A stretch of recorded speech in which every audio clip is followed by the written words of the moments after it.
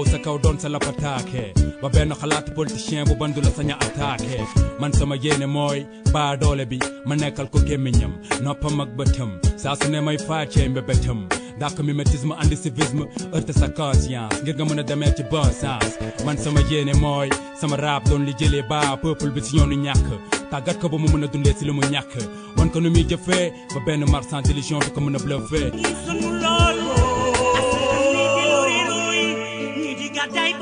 Mesdames, Messieurs, encore une fois, bonjour.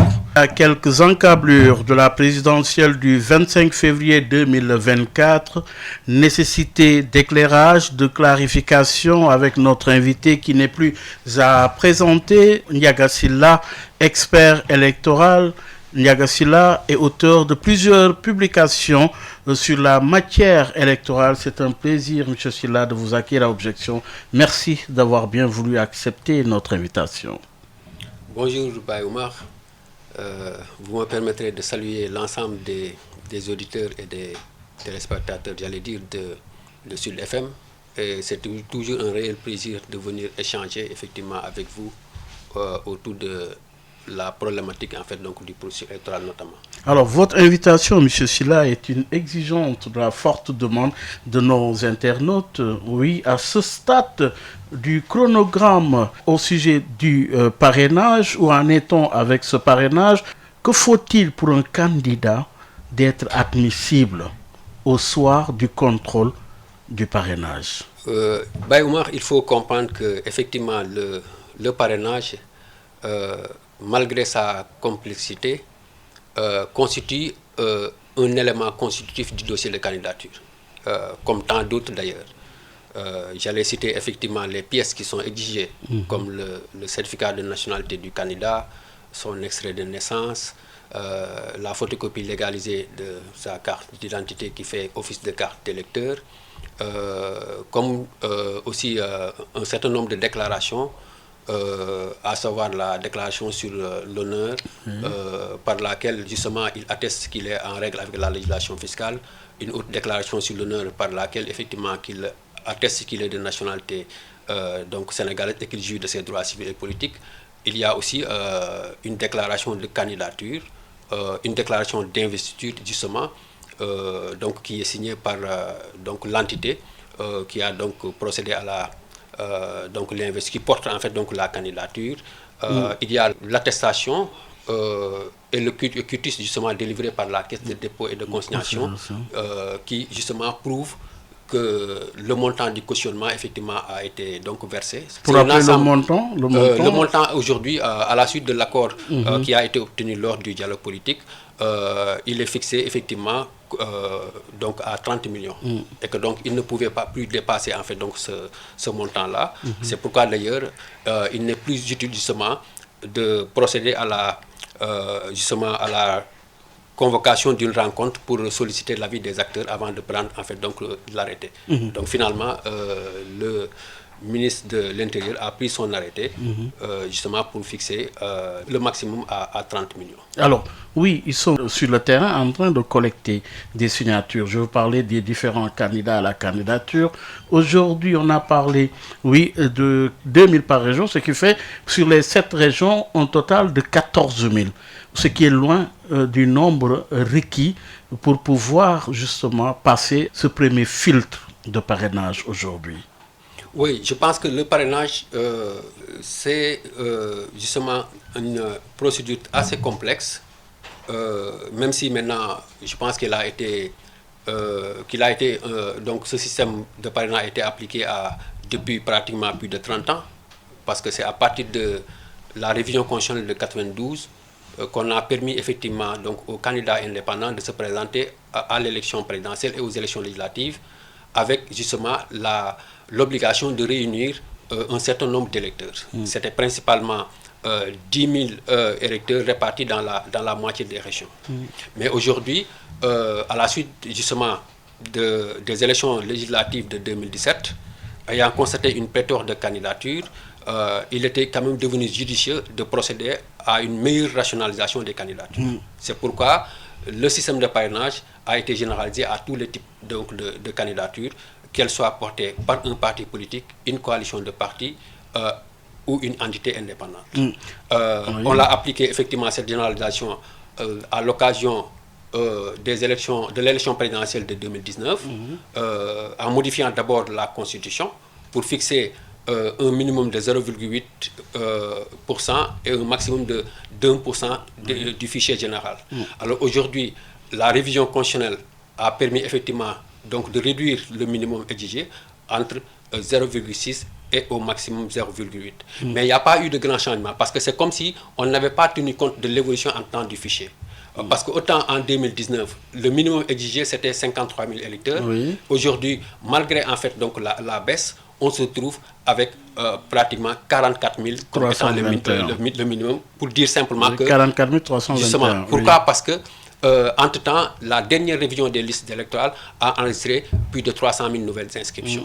Et je pense qu'aujourd'hui, ça constitue encore une lourdeur parce qu'en vérité, il y a une pléthore de candidatures déclarées et chacune d'elles est obligée d'aller recueillir en fait donc sur le terrain 2000 sur les 7 régions, un minimum de 2000, mais il est clair que si on se limite simplement au minimum de 2000 par région, il y a de fortes chances que la candidature ne soit pas validée avec les risques de doublons. C'est pourquoi d'ailleurs ceux qui sont organisés visent un minimum de 3000 ou parfois même jusqu'à 5000 par région pour avoir effectivement une réserve. Je dois rappeler aussi que le minimum c'est de 44 000, c'est de près de 44 000 et le maximum 58 000. C'est-à-dire qu'il y a une marche justement de 14 400 donc justement parrains en termes de réserve sur laquelle on pourrait puiser plutôt en cas de doublon. Vous l'avez dit tout à l'heure que le parrainage est un élément constitutif du dossier, mais à partir de quel moment doit se faire le dépôt du dossier? Alors, comme aujourd'hui, il est indiqué que la liste ou les listes de parrainage constituent un élément donc, du dossier de candidature, donc elles doivent être déposées par en fait donc le mandataire donc du candidat au moment en fait du dépôt du dossier de candidature avec les autres pièces et déclarations. Maintenant, il est prévu justement que compte tenu de sa complexité, qu'il est prévu effectivement conformément au code électoral la mise en place d'une commission de contrôle. Et cette commission, effectivement, la dernière révision du code, justement, l'a bien précisé. Il revient en fait donc au Conseil constitutionnel parce qu'on est dans le cadre d'une élection présidentielle. Les compétences en matière justement de validation et de contrôle en fait donc de tout ce qui touche à la candidature relève en fait donc du Conseil constitutionnel. Donc il est prévu effectivement donc conformément à la loi qu'on procède au contrôle en fait donc des parrainages en présence en fait donc du mandataire, et il est même justement autorisé qu'il soit accompagné effectivement donc ou assisté en fait donc d'un technicien, en général l'informaticien. Maintenant, il est indiqué que la commission est composée des membres du Conseil constitutionnel. Parce qu'il faut une commission quand même pour le contrôle de ce parrainage. Il y a une évolution. Quelle est la composition déjà de cette commission? Alors il y a une évolution parce qu'en 2019, la loi donnait simplement la compétence au Conseil de mettre en place cette commission et de déterminer aussi les modalités de contrôle. Mais en tirant effectivement les expériences du passé, aujourd'hui on a codifié un certain nombre en fait donc de règles justement qui avaient été... Et quelles sont ces règles?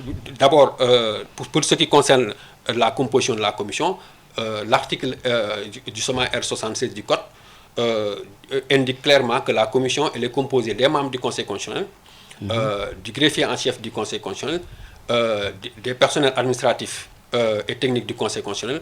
En plus maintenant, vont siéger au niveau de la commission des personnalités indépendantes, des représentants de la Sénat, un représentant de l'administration et justement du représentant du candidat qui est en réalité la société civile également. En réalité, la société civile est arrangée effectivement dans la catégorie des personnalités indépendantes. Il me semble d'ailleurs que cette année, le Conseil constitutionnel a innové dans le choix effectivement donc des personnalités donc indépendantes en prenant effectivement diverses justement personnalités appartenant effectivement à des cadres différents. Je rappelle simplement qu'en 2019, c'était pratiquement des membres en fait donc de la société civile qui étaient réunis dans le cadre en fait donc du COSC et de la PAC. Oui, là ici l'objet qui retient l'attention, c'est le logiciel. Les caractéristiques de ce logiciel de contrôle et de vérification doivent être connues, ces caractéristiques. Oui, je pense que contrairement à 2019, le Conseil, cette fois, a voulu effectivement clarifier dans la décision qui a été donc prise le 24. Le Conseil est revenu non seulement pour clarifier un certain nombre justement de procédures relatives au dépôt des candidatures, mais effectivement, de manière détaillée, et la vérification. Justement, le Conseil a fixé les règles de vérification par décision.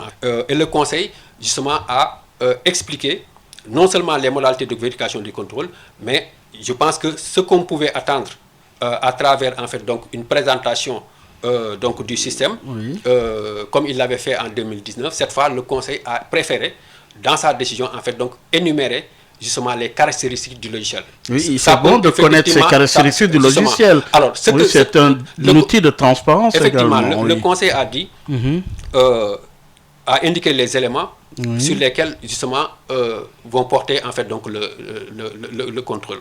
Le Conseil considère effectivement sur la base, je le rappelle aussi, il faut dire que le parrainage est collecté sur la base d'une fiche ou de fiches, parce qu'on est dans le cadre effectivement d'un parrainage optionnel. Ce n'est plus simplement le parrainage citoyen, mais il est aussi autorisé le parrainage en fait donc des députés, par des députés ou bien le parrainage par des exécutifs territoriaux, à savoir les maires et les présidents de conseil. L'essentiel, c'est que parmi les trois types justement de parrainage, il va falloir prendre une option au moment effectivement donc du dépôt de la candidature. Alors le conseil, maintenant, sur la base de l'arrêté donc pris par le ministre de l'Intérieur, qui spécifie en fait donc pour chaque type de parrainage les éléments d'identification de l'électeur, y compris maintenant un discriminant. Parce que pour chaque élection, on crée un nouveau discriminant qui permet effectivement de ne pas justement procéder à la tricherie, parce que vous n'êtes pas sans savoir que dans le cadre de notre système électoral, à l'occasion de chaque élection, il est prévu que 15 jours avant la date du scrutin, que la liste des électeurs puisse être remise donc aux candidats ou aux listes de candidats selon le type d'élection. Ça veut dire quoi? Ça veut dire que ceux qui avaient participé à l'élection présidentielle disposent en fait donc du fichier contenant à l'époque plus de 6 millions d'électeurs.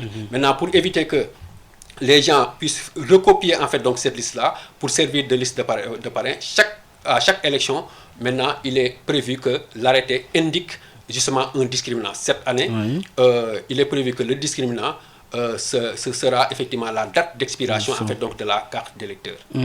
À l'époque qui fait lieu de office de carte d'identité, vous vous rappelez bien qu'en 2019, c'était le numéro de la carte nationale d'identité de 17 chiffres qui faisait office de discriminant, et lors des dernières législatives, c'était la taille de l'électeur qui était retenue comme discriminant. Et donc le Conseil considère que parmi les éléments d'identification qui sont retenus, le prénom, nom de l'électeur, le numéro de la carte d'électeur, le numéro d'identification nationale, ainsi que effectivement donc le discriminant qui se trouve être donc la date d'expiration, sans compter maintenant que sur la fiche aussi figure effectivement donc la précision effectivement de la commune. Alors le conseil va vérifier l'ensemble en fait donc de ces éléments, mais en se focalisant effectivement sur principalement le discriminant, le numéro de la carte d'électeur, parce qu'il faut d'abord être électeur. Si on ne remplit pas en fait donc ce critère, le parrainage donc sera rejeté et considéré comme un parrainage erroné. Alors on va aussi faire la confrontation avec les autres listes, parce que notre système de parrainage interdit justement que un parrain se trouve sur en fait donc deux listes de parrainage. Et dans ce cas, il est prévu que ce parrainage-là sera validé sur la première liste contrôlée et rejeté sur l'autre liste. Et en 2019 d'ailleurs, l'essentiel des motifs de rejet, c'était le double parrainage ou bien les parrainages erronés, c'est-à-dire des électeurs, des parrains qui n'étaient pas en fait donc électeurs, qui n'étaient pas donc dans la base du fichier. Mais aujourd'hui d'ailleurs, malgré la complexité du système de parrainage, il y a quand même des efforts qui ont été donc consentis.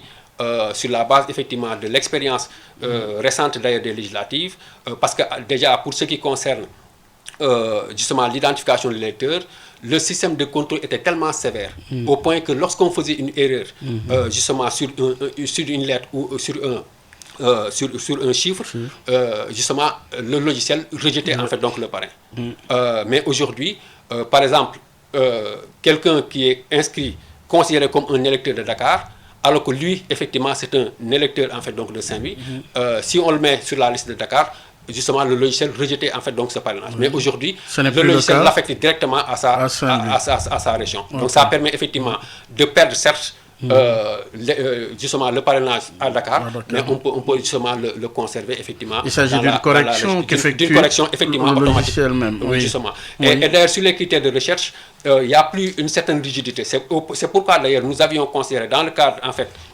des assises de la société civile qu'il était important que le Conseil constitutionnel justement puisse conserver en fait donc ces avancées. Mais je pense qu'aujourd'hui, à la lecture de la décision du Conseil constitutionnel, j'en ai même fait une analyse la dernière fois, ce que j'apprécie le plus dans la décision du Conseil constitutionnel, c'est que face à la pléthore de candidatures, au nom justement de l'interdiction du parrainage double, on risquait effectivement la probabilité en fait donc de rejet était vraiment grande. Mais aujourd'hui, le Conseil a pris une décision d'une grande portée qui consiste effectivement à ne pas prendre en compte dans le dédoublonnage ou dans le contrôle simplement en fait donc des parrainages ceux qui n'auront pas en fait donc rempli le minimum de parrains requis, mais aussi tous les candidats qui n'auront pas effectivement donc réuni l'ensemble des pièces du dossier de candidature. Ouais. Cela veut dire quoi? Cela veut dire que ça me rappelle d'ailleurs ce que me disait un ami expert international. Il me disait que M. Sylla, mais imaginez qu'au terme du tirage au sort, qu'il y ait 2 à 3 candidatures, disons fantoches, qui arriveraient premier et risqueraient effectivement de bousiller en fait la candidature. C'est le risque qui est réel en réalité. D'accord, mais au moins avec ce système, avec cette décision du Conseil constitutionnel, je pense que le contrôle sera fait sur la base en fait de ceux qui auront effectivement rempli non seulement le minimum requis en termes de parrain, mais aussi qui auront réuni effectivement l'ensemble des pièces de leur dossier de mais aujourd'hui, même si maintenant le risque et j'ai toujours considéré que l'une des grandes failles de notre système de parrainage, c'est qu'on n'a aucune maîtrise en fait donc sur les doublons externes. Parce qu'on ne sait pas a priori si l'électeur qui m'a parrainé n'a pas déjà parrainé un autre, ou il va en fait après c'est déjà il court un risque cet électeur. Justement, c'est même puni par la loi, si je ne m'abuse, c'est l'article 91. Et d'ailleurs, c'est dans chaque fiche de parrainage, en bas de page, il est rappelé en fait donc ces dispositions donc encourues par le citoyen qui ne se conformerait pas, ou de manière générale le parrain, qu'il soit élu ou simple électeur, qui ne se conformerait pas justement à la loi. Mais rappelez-vous bien, en 2019, on avait enregistré près de 200 000 justement double parrainage, mais malheureusement aucun de ces parrains n'a été sanctionné. Donc pour dire simplement que le risque est encore là, parce que même si en fait le système prévoit une réserve, mais il est possible justement que face à la pléthore de candidatures, qu'on puisse justement ne pas justement donc remplir. Mais justement, en fait, donc, ici le message à lancer, c'est aux parrains d'éviter la forclusion de leurs candidats aujourd'hui. Oui, c'est d'abord un problème d'éducation citoyenne. Parce que autant la loi interdit le double parrainage, mais il faudrait que quand même, je pense que au-delà des efforts qui pourraient être faits par l'administration en matière de sensibilisation, justement la sensibilisation menée par les acteurs politiques, mais je pense que cela relève d'abord de la conscience citoyenne. Individuelle d'abord. Voilà, mais j'ai l'impression aujourd'hui, je ne voudrais pas m'étendre en fait sur des pratiques malsaines qui sont opérées dans le cadre du parrainage. Aujourd'hui, le parrainage... Vous voulez parler de la corruption? De la corruption, parce qu'il y a des gens qui vendent en fait des parrains, parce qu'ils prennent des photocopies. On ne sait pas où est-ce qu'ils tirent ces photocopies. Est-ce que c'est à partir justement justement d'une autre procédure consistant effectivement à recueillir pour un financement, pour un projet, etc., des candidats, des cartes d'identité à l'insu en fait donc des citoyens et qui cherchent à les monnayer. Mais malheureusement, les candidats maintenant qui vont effectivement accepter justement de prendre ces parrainages, ils courent en fait donc un risque très très grand de faire. Oui, mais aujourd'hui, Diaga Sylla, vous entendez de part et d'autre l'accumulation de ces parrains. On parle de 3 millions de parrains recueillis par ici, par là. Oui, finalement, en tant qu'expert, est-ce un danger, un avantage? Quelle appréciation en faites-vous? Bon, d'abord, il faut quand même regretter le fait que cette pratique contribue à l'assèchement en fait de la base d'électeurs capables de parrainer. Si par exemple certains, dites-vous bien, il y en a qui ont annoncé un chiffre de 3 à voire 4 millions. On a entendu hier le délégué en fait donc de Benno Bokk Yaakaar à Dakar dire que rien que dans la région de Dakar, ils ont mobilisé 1 million de parrainages. Alors, globalement, si par exemple 2 candidats ou 3 déclarent et que ça soit avéré la même chose, ça veut dire qu'ils auront asséché en fait donc la base d'électeurs capables de parrainer. Et cela constitue d'abord une entrave à la liberté de candidature. Mais est-ce une violation par rapport à la légalité? Mais je pense que l'illégalité avait été attestée d'ailleurs par la Cour de justice de la CEDEAO, qui effectivement sur la base d'un simple raisonnement avait considéré que par rapport au pléthore de partis politiques, nous étions à plus de 300 partis politiques, si chacun devait mobiliser en fait le minimum de 53 000, c'est-à-dire ça allait remettre en cause la liberté de candidature. Je pense que cette même logique, elle est valable en appréciant en réalité cette pratique consistant effectivement à mobiliser le maximum, encore que nous ne sommes même pas sûrs que ceux qui déclarent effectivement donc avoir mobilisé en fait donc ce nombre de parrains vont déposer en fait donc le parrainage citoyen, d'autant plus qu'ils disposent en fait d'un certain nombre d'élus qui leur permettent effectivement d'opter pour le parrainage en fait donc soit des députés, soit justement pour ce qui concerne la majorité présidentielle, parce qu'il n'y a que la majorité présidentielle qui peut effectivement remplir justement l'option du parrainage en fait donc par les exécutifs territoriaux, c'est-à-dire 120 maires ou présidents de conseil départemental. Encore que je ne suis pas sûr que les candidats qui ont la possibilité en fait donc de déposer en fait donc le parrainage d'élus justement puissent opter pour le parrainage très risqué justement à travers le système en fait donc de contrôle et de vérification, dont l'ordre effectivement chronologique dépendra en fait donc du tirage au sort qui reste aléatoire. Oui, et la date de ce tirage n'est pas encore connue. Oui, le Conseil n'a pas précisé en fait donc la date du tirage au sort, mais on comprend que effectivement il va le faire peut-être à partir effectivement au terme en fait donc du dépôt des candidatures, parce que en fait il est indiqué aujourd'hui. C'est quand la date du démarrage et du dépôt? Alors avant il était prévu que le Conseil procède dès le dépôt au contrôle et la vérification, mais aujourd'hui le Conseil a indiqué dans sa décision que le parrainage justement va démarrer, le contrôle des parrainages va démarrer au terme en fait du dépôt des candidatures qui est prévu en fait donc le 26 janvier. J'ai même entendu, je ne sais pas, lors de l'atelier organisé par le directeur de la formation et de la communication, la date du 28. Mais dans tous les cas, le Conseil a précisé que l'heure, le jour, justement, seront donc précisés, justement, pour que les mandataires, justement, puissent prendre donc les dispositions, parce que la loi leur donne la possibilité, effectivement, de participer, justement, au contrôle lorsqu'on va vérifier, en fait, donc, leur parrainage. C'est qu'au terme, en fait, donc, du contrôle et de la vérification, il est prévu, justement, que ceux à qui il manque, en fait, donc, le minimum requis pour cause de doublon, qu'ils puissent venir procéder à la régularisation. Ils ont 48 heures pour le faire.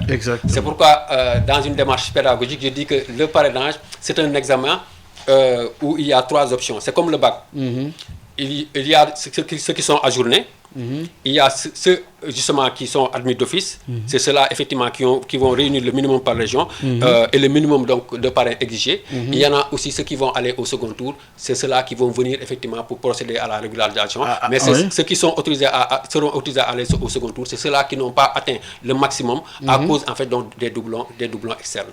Et à l'issue de ce second tour, ils peuvent effectivement être déclarés admis, comme aussi ils peuvent être déclarés donc non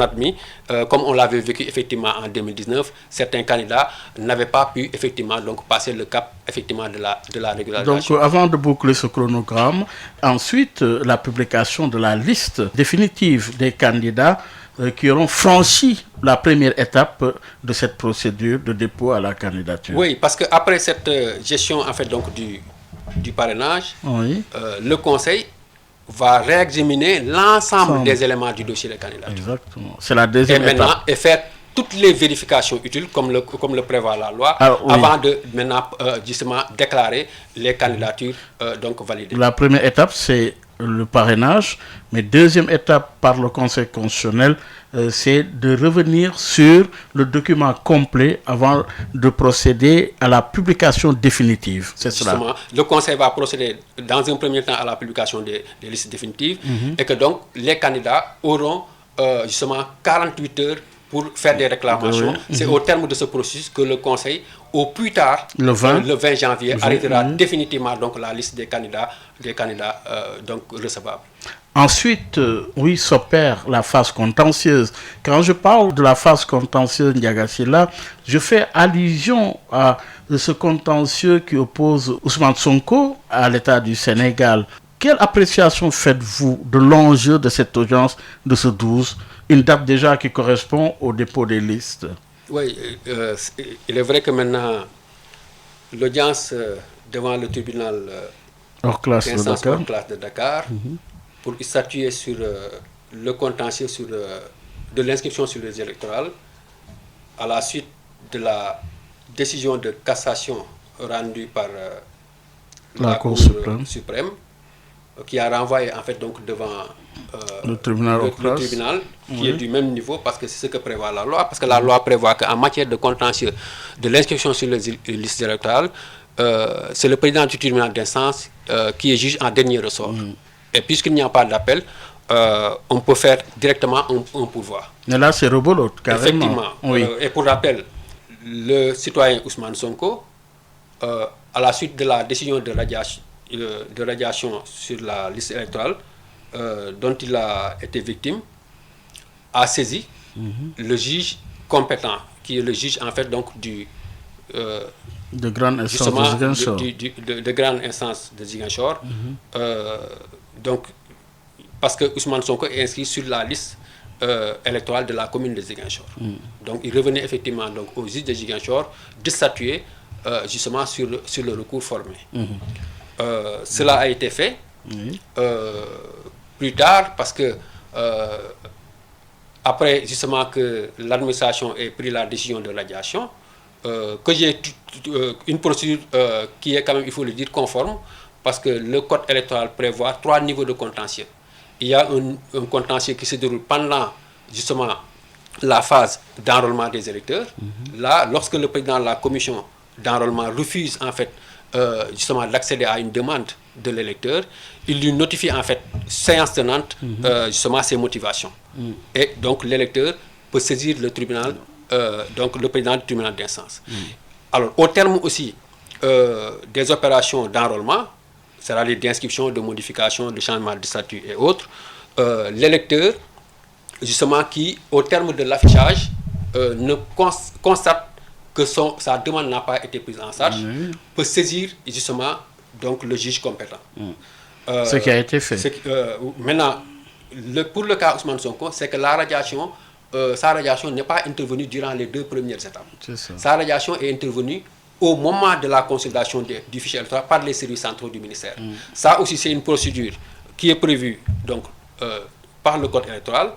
D'abord, c'était au niveau de l'article R43, mais lors justement de l'audit du fichier électoral et de l'évaluation menée en 2021, les auditeurs indépendants avaient considéré que cette procédure devrait être clarifiée davantage dans le cadre du code électoral. C'est pourquoi l'article L40 nouveau explique justement les cas justement pour lesquels un électeur pourrait effectivement être radié d'office. C'est le cas de décès, justement prouvé, c'est le cas de contestation avérée, c'est le cas justement de la perte des droits civils et politiques à la suite en fait donc d'une décision de justice, et le dernier cas concerne en fait la perte de la nationalité. Mais dans tous les cas, et quel que soit le niveau justement où intervient la radiation, l'électeur justement reçoit la notification et a la possibilité de faire former un recours. Alors maintenant, pour ce qui concerne le cas Ousmane Sonko, c'est que sa radiation, elle est non seulement intervenue pendant la consultation des listes électorales, mais la notification, justement, elle est fait débat. Pourquoi? Parce qu'on sait qu'au moment où, certes, le ministère décidait justement de le radier à la suite justement du système, sur la base du système d'interface entre le ministère de la Justice et le ministère de l'Intérieur, parce qu'il est prévu effectivement que le ministre de la Justice puisse justement informer le ministre de l'Intérieur qui est détenteur du fichier à travers ses services centraux des personnes ayant été donc ayant perdu le droit de vote à la suite d'une décision de justice. Alors sur la base justement de ces constatations, il a été décidé de le radier. Mais le code électoral, surtout en son article 41, est très clair parce qu'il protège en fait justement le droit fondamental de suffrage. Cette disposition prévoit que l'électeur qu'on envisage de radier doit recevoir notification à sa dernière résidence connue. Alors, moi, le constat que j'ai fait, c'est qu'au moment où on décidait de radier M. Ousmane Sonko sur la base de la décision justement rendue par le tribunal de grande instance, qu'il a jugé dans l'affaire Adji Sarr, il était indiqué que M. Ousmane Sonko a été jugé par contumace. Et sur cette base, conformément à l'article L29, 4e mois, qui prévoit que ne peut être inscrit sur les listes électorales quelqu'un qui est en état de contumace.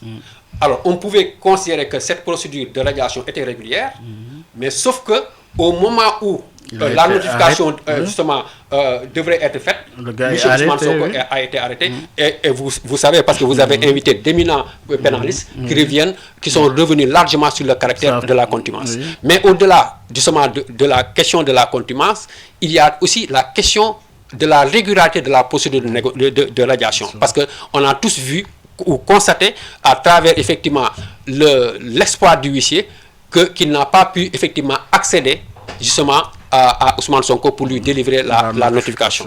En faisant effectivement le tour entre sa dernière résidence connue et l'hôpital, mais en conclusion, la notification n'a pas justement atterri entre les mains de Ousmane Sonko. Mais tout compte fait, sur la base justement du refus de remettre les fiches de parrainage à Ousmane Sonko, il s'est agi justement de la mise en œuvre justement de la théorie de la connaissance acquise, et que donc sur cette base, M. Ousmane Sonko a saisi le juge de Ziguinchor, ce qui lui a permis effectivement de ne pas être forclos parce que la constatation a été faite et le délai de 5 jours a été respecté et le juge de Ziguinchor, conformément à la procédure, avait 10 jours pour statuer et rendre sa décision dans les 48 heures et qu'un pourvoi était prévu dans un délai de 10 jours, mais la partie adverse devait disposer en fait donc de 8 jours pour produire sa défense, et une fois maintenant le dossier réuni, il devrait être soumis maintenant justement à l'appréciation en fait donc de la Cour suprême, qui devrait aussitôt effectivement convoquer l'audience.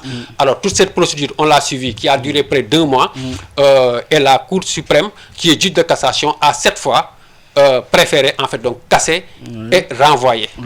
Certains auraient voulu effectivement que par rapport à sa jurisprudence, que la Cour suprême puisse, après avoir cassé, effectivement, donc statuer pour boucler définitivement ce contentieux. Et moi, je suis de cet avis, d'autant plus d'ailleurs que, compte tenu de la célérité qui est indiquée dans le cadre du contentieux, de la gestion du contentieux sur les inscriptions, et compte tenu aussi de l'enjeu, puisqu'il est question, effectivement, de permettre à l'électeur de pouvoir, au-delà en fait donc de son droit de vote, de pouvoir effectivement faire acte de candidature. Or, M. Ousmane Sonko s'est vu refuser justement donc ces fiches de parrainage qui constituent effectivement donc un élément important, puisque la loi prévoit que la fiche, elle est donc justement déterminée sur la base d'un arrêté du ministre de l'Intérieur. Et encore une fois, ce qui n'était pas, ce qui est nouveau, c'est que dans le passé, les fiches de parrainage ne comportaient pas de numéro. Mais aujourd'hui, étant donné qu'il est prévu un numéro donc pour chaque en fait donc candidat à la candidature, il est clair que si on ne dispose pas en fait donc d'une fiche de parrainage numérotée, ça allait constituer effectivement donc cette absence là un manquement par rapport au dossier de candidature. C'est pourquoi moi j'avais considéré que les conseils de Sonko auraient pu dès le départ aussi saisir le conseil constitutionnel, même si ça semble être un contentieux prématuré, mais je pense que ne serait-ce que par une jurisprudence, ça allait permettre effectivement donc au conseil de nous dire effectivement est-ce que ce contentieux-là est détachable de la candidature pour laquelle effectivement donc il a compétence. Je pense que de toute manière le conseil va apprécier qu'il le fasse avant justement le dépôt de candidature ou après à travers une réclamation. Est-ce que ce recours a été introduit par les avocats d'Ousmane Sonko? Je ne sais pas. De toute manière, il leur reviendra effectivement de nous indiquer effectivement justement est-ce qu'ils l'ont introduit ou pas. Est-ce qu'il doit s'agir réellement d'un recours? Bon, c'est quand même une procédure assez complexe parce que, a priori, le Conseil constitutionnel est compétent pour statuer sur les requêtes en fait, introduites par en fait, donc, les candidats.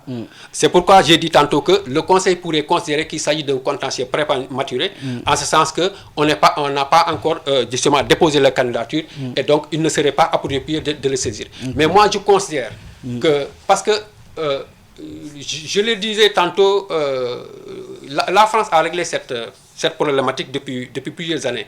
Parce que là-bas, le juge constitutionnel est compétent pour apprécier en fait donc les actes préparatoires. Mais je pense que aussi le Conseil, compte tenu de la nouvelle procédure prévue, à travers en fait donc d'abord des spécificités de la fiche, mais à travers aussi la procédure de remise de la fiche. Donc, je pense que le Conseil constitutionnel, s'il n'est pas compétent pour apprécier effectivement donc ce refus, je ne vois pas en fait donc une autre juridiction capable effectivement d'apprécier ce que je considère moi en fait comme étant un contentieux en fait donc sur la candidature dont en fait le seul Conseil constitutionnel reste en fait donc compétent. Et quel est l'enjeu principal justement de cette audience de ce 12 décembre? Bayoumar, je dirais que c'est un retour à la case de départ. Parce que n'oublions pas que lorsque le juge compétent de Ziguinchor avait rendu son ordonnance, qui consistait effectivement à exiger des services centraux du ministère la réinscription en fait donc qui d'abord avait dans un premier temps annulé la décision de radiation pour ordonner effectivement la réinscription de M. Ousmane Sonko. L'administration électorale n'a pas respecté effectivement cette décision ou n'avait pas appliqué en fait donc la décision du juge de Ziguinchor, alors que l'article L47 en son dernier alinéa énonce que les décisions rendues effectivement par le juge donc du tribunal d'instance donc sont exécutoires. Alors, mais malheureusement, on a justement été confronté à un refus de l'administration, d'ailleurs ce que je considère comme inédit comme démarche, parce que simplement c'est la première fois que je vois en fait donc l'administration refuser en fait d'exécuter en fait donc une décision de justice dans le cadre du contentieux. Mais ce n'est pas simplement cela qui est inédit dans le cadre de la démarche justement qui a été donc menée par les autorités administratives par rapport au cas Ousmane Sonko. Nous avons vu pour la première fois le juge à l'occasion en fait donc de l'audience de Ziguinchor tenter effectivement de récuser en fait donc le juge de Ziguinchor, l'agent judiciaire de l'État. Mais mieux, pour la première fois, l'État a fait un pourvoi devant la Cour suprême pour contester en fait donc le droit fondamental d'un électeur, d'un citoyen à être électeur. Et ça se poursuit encore malgré en fait donc la décision effectivement rendue par le Ziguinchor et qui n'a pas exécuté. N'oublions pas que la Commission électorale nationale autonome, la Sénat, a donné injonction à l'administration. Et l'administration a refusé, et le comble fut justement ce qui a suivi, c'est la décision effectivement de procéder au renouvellement intégral de la Sénat en violation en fait donc de la loi électorale. C'est clair, oui. Mais et à 4 mois justement, d'ailleurs de l'élection. de l'élection. Finalement, aujourd'hui, l'enjeu principal, c'est la radiation ou la réintégration d'Ousmane Sonko sur les listes électorales pour ce qui est de l'enjeu de cette audience de ce 12. Alors, moi, j'ai considéré le jour du délibéré de la Cour suprême qui a décidé de casser et de renvoyer devant une autre juridiction. J'ai même fait un texte en disant qu'on est déjà dans une situation de tourbillon judiciaire. Parce qu'en rappelant les délais prévus, encore que pour ce qui concerne le renvoi, les délais ne sont pas précisés. Même si maintenant, pour ce qui concerne la procédure de traitement du contentieux par le tribunal départemental, il y a 10 jours qui sont donnés en fait donc au juge pour statuer et il a l'obligation de rendre sa décision dans les 2 jours qui suivent. Il rend sa décision quand? Après l'audience du 12? Après l'audience du 12, oui. Normalement, il doit rendre sa décision. Il a 48 heures pour le faire, 2 jours. Oui. Alors, une fois qu'il rend sa décision... Avant le 14, il doit rendre sa décision. Au plus tard, disons le 14. Le 14, oui, au plus tard. Oui. Mais aussi, il faut tenir compte des délais francs. Oui. Ensuite, chaque partie a 10 jours pour faire un pourvoi. Oui. On sera quand est-ce le 20 Chaque partie a combien de jours pour introduire un recours? 10 jours pour faire introduire un pourvoi. Oui. Un nouveau pourvoi devant la Cour suprême. Ça fait 24. 24. On sera à 2 jours en fait du dépôt. Et une fois le pourvoi introduit, la partie adverse a 8 jours pour produire sa défense. C'est au terme justement de cette procédure que le dossier maintenant est introduit à la Cour suprême.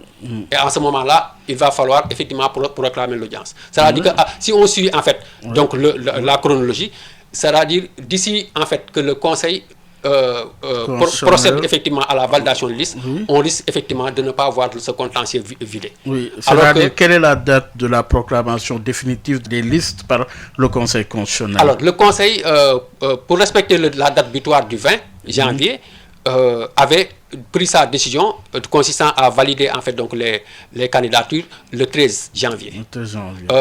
Et maintenant, les réclamations ont été introduites dans les 48 heures et le Conseil est revenu maintenant pour traiter de ces contentieux le 20 janvier. Donc, pour dire simplement, on risque de ne pas vider ce contentieux. Maintenant, moi, ce que je crains le plus, c'est que si l'administration a déjà, dans un premier temps, refusé d'exécuter la décision en fait donc rendue par le juge de Ziguinchor, cette décision aura la même valeur justement que celle qui sera rendue par le tribunal justement hors classe de Dakar. Donc si en réalité le gouvernement a la même attitude ou l'État a la même attitude en consistant effectivement au cas où la décision effectivement serait annulée de faire un pourvoi, je pense que ce serait effectivement inédit encore de voir effectivement le contentieux ne pas être vidé d'ici en fait donc d'abord dans un premier temps c'est certain que ce ne sera pas bouclé d'ici en fait donc la fin de la période de dépôt des listes de candidatures. Maintenant, je pense qu'il revient au Conseil constitutionnel qui devra effectivement apprécier de la validité des candidatures, de tenir compte d'un certain nombre de paramètres. Je pense qu'il est extrêmement important qu'on puisse protéger en fait donc la liberté de candidature. Vous n'êtes pas sans savoir que dans le cadre du surtout en démocratie, oui. Vous n'êtes pas sans savoir que dans le cadre du contentieux des dernières législatives, au nom de ce principe, le Conseil avait effectivement ordonné donc à l'administration de prendre en fait la liste de candidatures justement de Benno. Dans un premier temps, la liste de Dakar qui avait été invalidée. De Tahaou et de Benno, oui. Je pense qu'au nom de ce principe, il va falloir effectivement pour le Conseil donc d'apprécier effectivement donc ces actes qui sont déjà pris par l'administration et qui en fait pour moi constituent une entrave. Et ce n'est pas simplement l'entrave parce qu'on a vu aussi les services centraux du ministère, on a aussi vu l'attitude justement du directeur de la Caisse de dépôt et de consignation dont je rappelle que la compétence en matière de gestion des élections consiste à d'abord vérifier de la disponibilité des fonds et ensuite délivrer une attestation. Donc si justement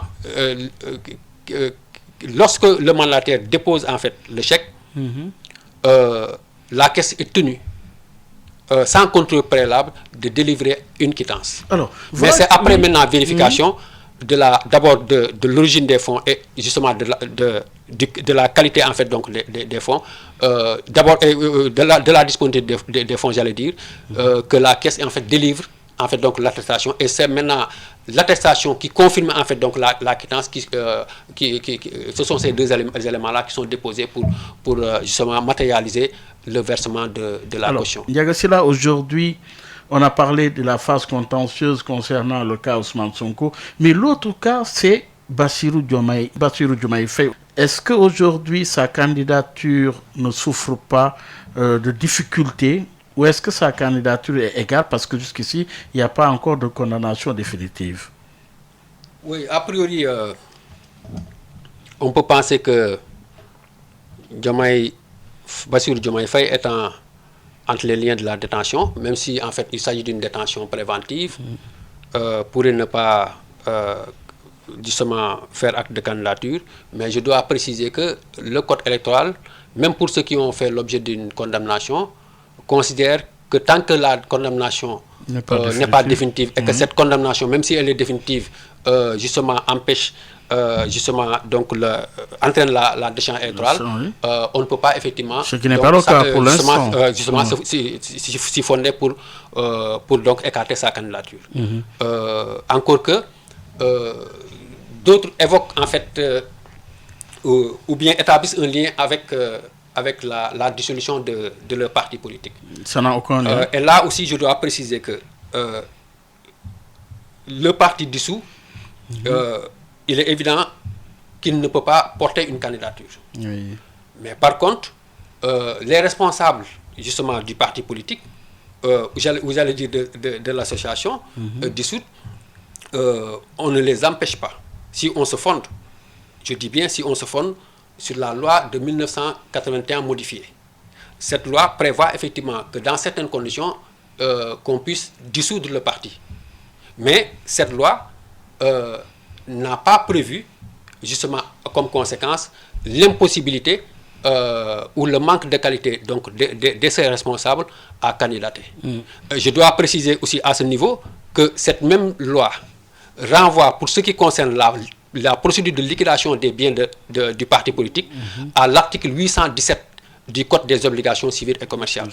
Mais pour ce qui concerne la perte de la qualité d'électeur, la loi ne renvoie même pas justement à l'article 821. Parce que l'article 821 du Code des obligations civiles et commerciales prévoit que lorsqu'on est justement issu d'une association à caractère éducatif ou culturel donc dissoute, on n'a pas à exercer en fait donc des responsabilités dans une autre association pour une période de 5 ans. Mais je dis bien que la loi sur les partis politiques, pour ce qui concerne cette question, n'a pas renvoyé au CCC. L'autre élément, c'est que le code électoral aussi n'a pas vidé effectivement donc cette question. Il n'y a aucune disposition, et je pense que le directeur de la formation et de la communication l'a rappelé il y a 3 jours, que le code électoral justement est mieux justement sur cette question. Il ne dit en aucun moment que quelqu'un qui est issu en fait donc d'un parti dissous ne peut pas donc Bassirou Diomaye Faye comme Ousmane Sonko ont qualité à déposer leur candidature. Je dirais même mieux. Oui. Même demain, si leur candidature passe, personne ne peut, si on applique en fait la loi, personne ne peut les empêcher au nom de l'article 32 de la Constitution de battre campagne, parce que cette disposition prévoit en fait que les cours justement des tribunaux puissent garantir effectivement de l'égalité, de la régularité de la campagne et de l'équité et de l'égalité entre les candidats. Et donc, on ne peut pas empêcher à quelqu'un, parce que simplement il est en détention, de battre campagne. Ça violerait effectivement ces dispositions constitutionnelles. Alors, pour rappeler à nos auditeurs que vous suivez votre émission Objection, qui reçoit Ndiaga Sylla, expert électoral. Ndiaga, aujourd'hui, on a parlé donc de la phase contentieuse. Aujourd'hui, l'on se dirige vers le scrutin le 25 février 2024. Aujourd'hui, vous avez longtemps suivi le processus électoral. Arrêtons-nous justement à l'analyse, dans le fond. Que pouvons-nous retenir à la lumière de ces péripéties, de cette phase contentieuse, mais surtout, cette matière électorale suscite beaucoup de réflexions aujourd'hui. Que retenir? Dans un premier temps, je retiendrai qu'on a eu des avancées, mais je pense qu'il y a eu quand même aussi du recul démocratique. Les avancées, c'est qu'on a quand même parvenu à travers la mise en place d'une commission de concertation pour la revue du code électoral, parfois à travers une commission cellulaire, arriver effectivement à des réformes substantielles de notre loi électorale. Même si le modèle de gestion donc électorale n'a pas changé depuis pratiquement un quart de siècle. Le Sénégal a adopté un système mixte qui a quand même fait ses preuves parce que quoi qu'on puisse dire, elle a permis en fait la réalisation de 2 alternances politiques démocratiques. Mais aujourd'hui, il m'arrive de m'interroger effectivement sur les limites de notre système électoral, d'autant plus d'ailleurs que les derniers actes qui ont été posés par l'administration électorale justement nous amènent à avoir des suspicions légitimes sur son impartialité. Même si on le reconnaît, et je pense que cela a été aussi quand même attesté par les missions d'audit indépendants donc menées durant les dernières années. Souvent, je rappelle même l'analyse ou le constat en fait de la mission de l'Union européenne qui qualifie notre administration électorale comme étant compétente et professionnelle, mais qui manque d'indépendance. Et cela découle justement, si vous vous rappelez bien, je pense en 2019, on en avait parlé à la veille du dialogue politique. Je disais qu'effectivement, nous avons certes un système mixte à travers lequel l'administration est chargée de l'organisation, de la préparation et de l'organisation matérielle des élections. Les juridictions gèrent le contentieux dans ces différents trois étapes, le contentieux sur les inscriptions, le contentieux sur la candidature et le contentieux des opérations électorales. Mais nous avons aussi en fait la Commission électorale nationale autonome qui supervise l'ensemble des opérations électorales et référendaires et qui dispose quand même d'un certain nombre de pouvoirs. Il est vrai aussi que les autres acteurs aussi non nationaux jouent chacun leur rôle. Mais si on constate ce qui s'est passé récemment, c'est qu'on est en train de fragiliser notre administration électorale et l'attitude en fait donc des services centraux montre qu'effectivement nous n'avons aucune garantie effectivement donc sur l'impartialité. Pourquoi? Parce qu'il y a toujours la tutelle qui est exercée sur notre administration. Et l'opposition exige une personnalité neutre pour l'organisation de ce scrutin. Oui, ce qui est grave. Qu'en pensez-vous? Ce qui me pousse à dire que le Sénégal est en train de connaître un recul de près de 30 ans. C'est qu'il y a des années avant, des dizaines d'années avant, souvent l'opposition réclamait une personnalité, comme vous l'avez dit, neutre à la tête du ministère de l'Intérieur. Parce que nous n'avons jamais manqué de confiance à notre administration électorale, dont j'ai rappelé tout à l'heure le professionnalisme. Mais ce qui se passe, c'est qu'au nom de la tutelle, cette autorité n'était pas entièrement libre, justement, pour garantir, en fait, donc, justement, les principes d'intégrité et d'impartialité. Même si, en un certain moment, on pouvait considérer ces suspicions comme des suspicions infondées, mais ce qui s'est passé ces dernières semaines, dans l'affaire Ousmane Sonko, montre effectivement qu'il y a réellement des doutes légitimes, effectivement, sur la neutralité de l'administration. Donc cela amène, en fait, et quand, au même moment, quand l'autorité l'autorité indépendante qui a été mise en place à l'image de ce qui se passe dans les autres pays, quand cette autorité aussi ne peut plus exercer ses pouvoirs et se voit par un simple coup de décret, effectivement, donc être complètement rayé de la carte à moins de 4 mois des élections, il y a quand même à s'inquiéter sur la capacité, effectivement, à garantir l'intégrité du processus. Et j'ai souvent l'habitude de rappeler, Baye Oumar, que parmi les critères d'intégrité du processus, il y a un critère souvent dont on ne parle pas. C'est au-delà de la crédibilité, de la transparence, de l'impartialité, mais il y a le critère de confiance. On peut avoir le meilleur système électoral dans le monde, mais si les acteurs, justement, n'ont pas confiance en ce système-là, quel que soit en fait donc le degré de performance, ça ne peut pas avoir un impact justement sur la sérénité des acteurs et effectivement sur la pacification du processus. C'est pourquoi il faut faire les réformes qui s'imposent. Je disais la dernière fois qu'il est extrêmement important qu'à défaut d'avoir une autorité indépendante totalement qui sera chargée à la fois de la supervision et de l'organisation, il va falloir effectivement qu'on puisse faire en sorte que un certain nombre, notre administration électorale soit dégagée de la tutelle du ministère de l'Intérieur et qu'elle devienne en fait donc le bras technique de la commission électorale qu'en est-il de ce qui même de la commission électorale nationale indépendante. La mise en place d'un juge électoral.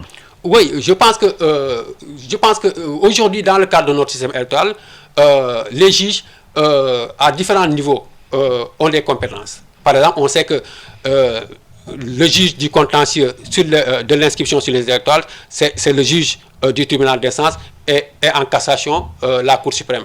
On sait que selon le type d'élection, ce sont les cours d'appel qui sont compétentes pour en fait donc la proclamation des résultats, la gestion des candidatures.